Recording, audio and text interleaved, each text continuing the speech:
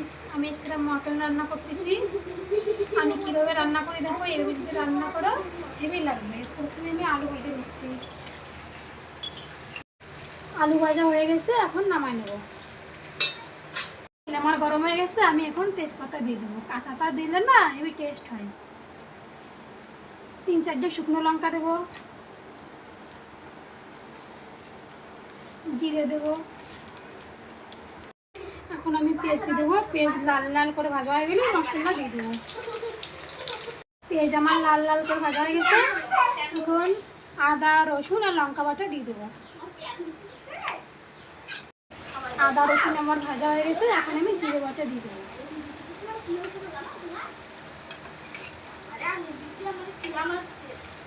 আমার কষানো হয়ে গেছে, তেল ছেড়ে দিয়েছে। এখন আমি লবণ দিয়ে দেবো, পরিমাণ মতন লবণ দেবো। হলুদ গুঁড়ো দিয়ে দেবো, 2 চামচ হলুদ গুঁড়ো দিয়ে দেবো। আর একটু কাশ্মীরি লঙ্কা দিয়ে দেবো। এখন হয়ে গেছে, টমেটো দিয়ে দেবো। এরপরে মটন আছে এই যে দিয়ে দেবো। এখন আমি 5 মিনিট ঢাকা দিয়ে দেবো।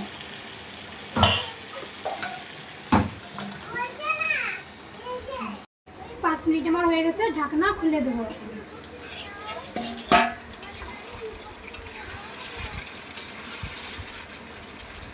রসুন থেতো করে রাখছি, রসুন দিয়ে দেবো। তোমরা এরকম রসুন থেতো করে দিবা, ভালো লাগবে। এখন আমি আর 10 মিনিট ঢাকা দিয়ে দেবো।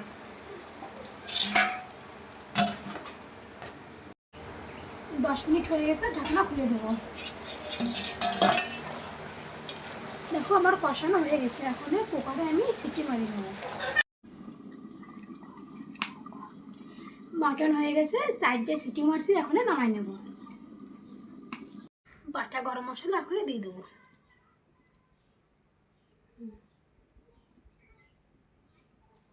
আমার মটন রান্না কমপ্লিট। এরকমভাবে তোমরাও রান্না করে দেখো, আমার মতন খুব ভালো লাগবে।